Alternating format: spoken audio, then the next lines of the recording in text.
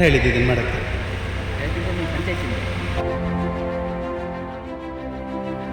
ಸಾರ್ವಜನಿಕರ ಪ್ರಶ್ನೆ ಮತ್ತು ಸಾರ್ವಜನಿಕರ ಬೆಲೆ ಯಾವುದನ್ನು ಸಹ ಅವರು ಗಮನಕ್ಕೆ ತಗೊಳ್ತಿಲ್ಲ.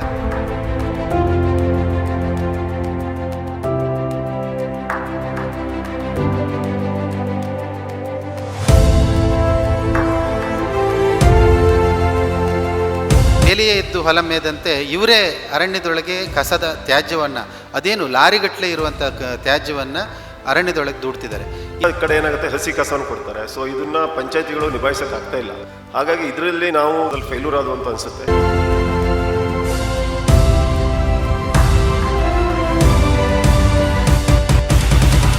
ಧಾರ್ಮಿಕ ಮತ್ತು ಪ್ರವಾಸಿ ತಾಣವಾಗಿ ದೇಶ ವಿದೇಶಗಳಿಂದ ಶೃಂಗೇರಿಗೆ ಆಗಮಿಸುವ ಸಾವಿರಾರು ಭಕ್ತರಿಗೆ ಕಸದ ರಾಶಿಯೇ ಮೊದಲ ದರ್ಶನವಾಗ್ತಿದೆ.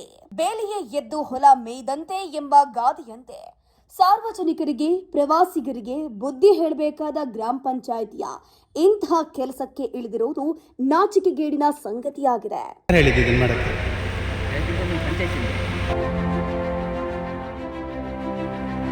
ಬೇಲಿಯೇ ಎದ್ದು ಹೊಲ ಮೇದಂತೆ ಇವರೇ ಅರಣ್ಯದೊಳಗೆ ಕಸದ ತ್ಯಾಜ್ಯವನ್ನು, ಅದೇನು ಲಾರಿಗಟ್ಟಲೆ ಇರುವಂಥ ತ್ಯಾಜ್ಯವನ್ನು ಅರಣ್ಯದೊಳಗೆ ದೂಡ್ತಿದ್ದಾರೆ.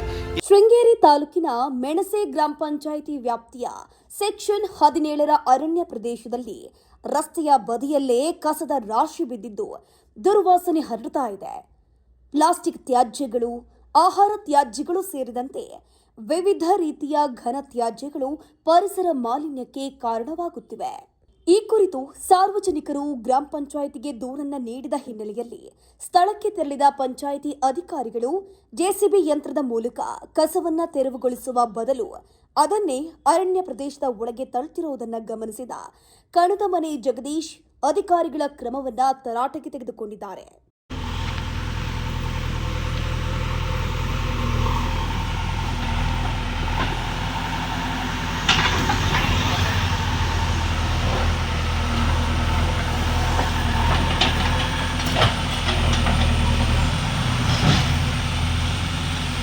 ಹೇಯ್, ನಿಲ್ಸಿ. ಅಪ್ಪ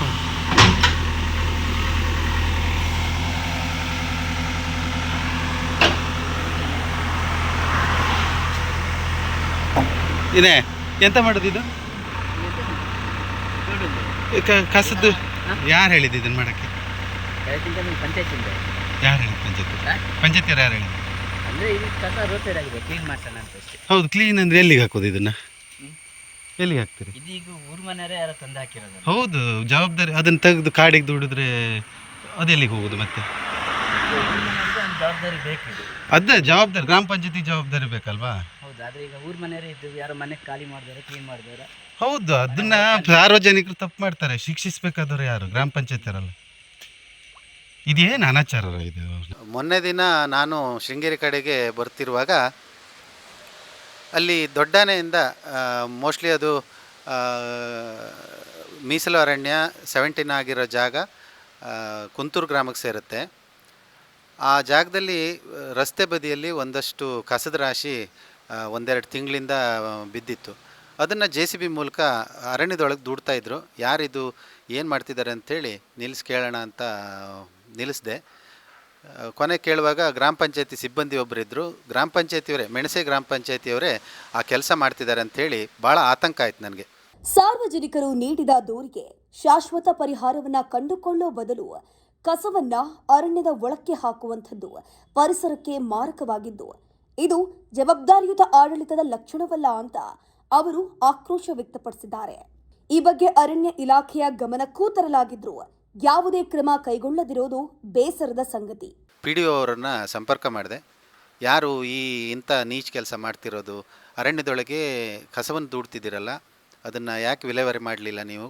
ಕಸ ತ್ಯಾಜ್ಯ ವಿಲೇವಾರಿ ಘಟಕಕ್ಕೆ ಯಾಕೆ ಹಾಕಲಿಲ್ಲ ಅಂತ ಕೇಳಿದಾಗ, ಇಲ್ಲ ಜಿಲ್ಲಾ ಪಂಚಾಯತಿಯಿಂದ ಒಂದು ಟೀಮ್ ಬಂದಿತ್ತು, ನಮಗೆ ಅದನ್ನು ಕ್ಲಿಯರ್ ಮಾಡೋಕ್ಕೆ ಹೇಳಿದರು, ಹಾಗಾಗಿ ನಾವು ಆ ಕೆಲಸ ಮಾಡಿದ್ದೀವಿ ಅಂತ ಹೇಳಿದರು. ನಾವು ಅವರನ್ನು ಪ್ರಶ್ನೆ ಮಾಡಿದ್ದೀನಿ.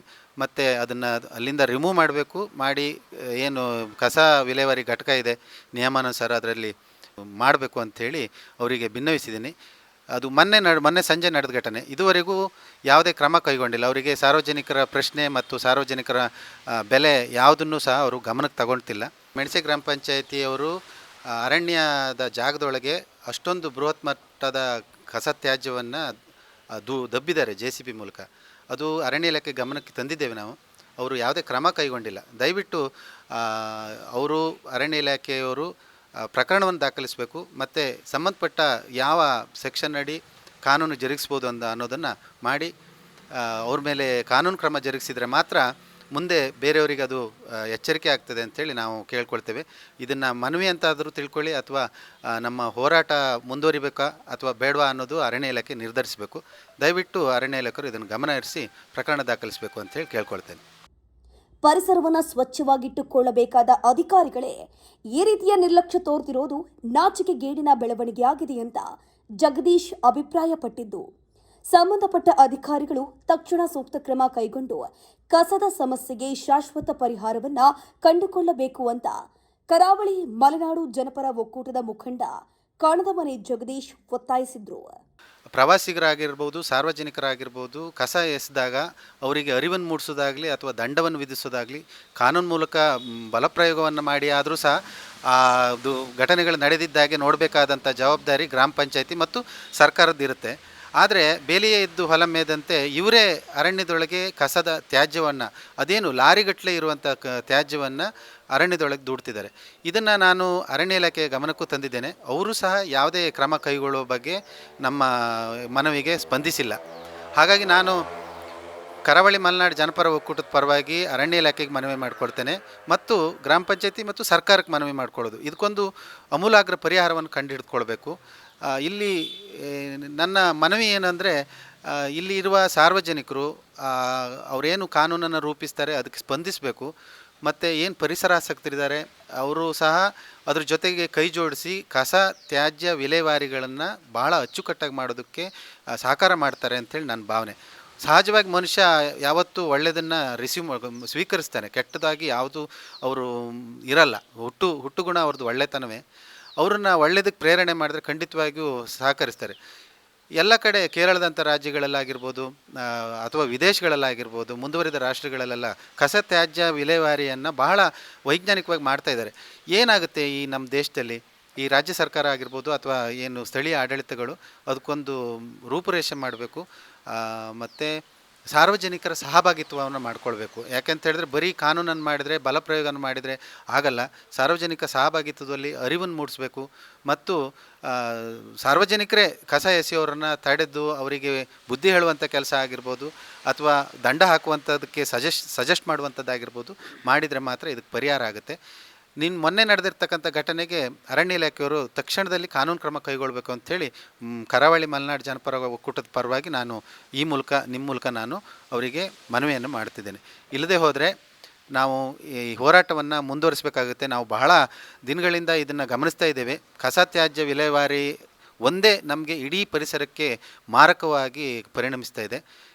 ಇವತ್ತಿನ ಸಾರ್ವಜನಿಕರು ಎಲ್ಲರೂ ತಮ್ಮ ಮಕ್ಕಳಿಗೆ ಒಳ್ಳೆಯ ಶಿಕ್ಷಣ ಬೇಕು, ಒಳ್ಳೆಯ ಆಸ್ತಿ ಬೇಕು, ಒಳ್ಳೆಯ ಹುದ್ದೆ ಬೇಕು, ಉದ್ಯೋಗ ಬೇಕು ಮತ್ತು ಆಸ್ತಿ ಭೂಮಿಯನ್ನು ಮಾಡಿಡಬೇಕು ಅಂಥೇಳಿ ಎಲ್ಲ ಬಯಸ್ತಾರೆ. ಆದರೆ ಒಳ್ಳೆಯ ನೆಲ, ಒಳ್ಳೆಯ ಜಲ, ಒಳ್ಳೆಯ ಪರಿಸರ, ಒಳ್ಳೆಯ ದೇಶ ಬೇಕು ಅಂತ ಯಾಕೆ ಬಯಸೋದಿಲ್ಲ? ಕಾರಲ್ಲಿ ಹೋಗ್ತಿರ್ತಾರೆ, ಕುಡಿದಿರ್ತಕ್ಕಂಥ ಬಾಟ್ಲಿ ಆಗಿರ್ಬೋದು ಅಥವಾ ತಿಂದಿರ್ತಕ್ಕಂಥ ಕುರ್ಕುರೆ ಪ್ಯಾಕೆಟು, ಬಿಸ್ಕೆಟ್ಸ್ ಇರ್ಬೋದು, ನ್ಯಾಪ್ಕಿನ್ಸ್ ಇರ್ಬೋದು, ಅವುಗಳನ್ನು ಕಾರಿಂದ ಹೊರಗೆ ಎಸೆದು ಹೋಗ್ತಾರೆ. ದಯವಿಟ್ಟು ಹಾಗೆ ಮಾಡಬೇಡಿ. ಆ ಕಾರ್ ಹೇಗೆ ನಿಮ್ಮದೋ ಹಾಗೆ ಹೊರಭಾಗದ ಆ ನೆಲವೂ ಸಹ ನಿಮ್ಮದೇ, ಈ ದೇಶವೂ ನಮ್ಮದೇ. ಅದನ್ನು ಚೆನ್ನಾಗಿಟ್ಕೊಳ್ಳೋದಕ್ಕೆ ನೀವು ಸಹ ಸಹಕರಿಸಬೇಕು ಅಂತೇಳಿ ಸಾರ್ವಜನಿಕರಿಗೆ ಈ ಮೂಲಕ ಮನವಿ ಮಾಡಿಕೊಡ್ತೇನೆ. ಮತ್ತು ನಮ್ಮಂಥ ಪರಿಸರಾಸಕ್ತರು ಏನಿದ್ದಾರೆ ನಮಗೂ ಒಂದು ಬೆಲೆ ಕೊಟ್ಟು ನಮ್ಮ ಜೊತೆ ಸಾರ್ವಜನಿಕರು ಕೈ ಜೋಡಿಸ್ಬೇಕು. ಎಲ್ಲೇ ಯಾರೇ ಪ್ರವಾಸಿಗರು ಕಸ ಎಸೆದ್ರೆ ಅವ್ರನ್ನ ಮನವೊಲಿಸಿ ಆ ಕಸವನ್ನು ವಾಪಸ್ ತಗೊಂಡ್ಕೊಂಡು ಹೋಗುವಂಗೆ ಮಾಡಬೇಕು.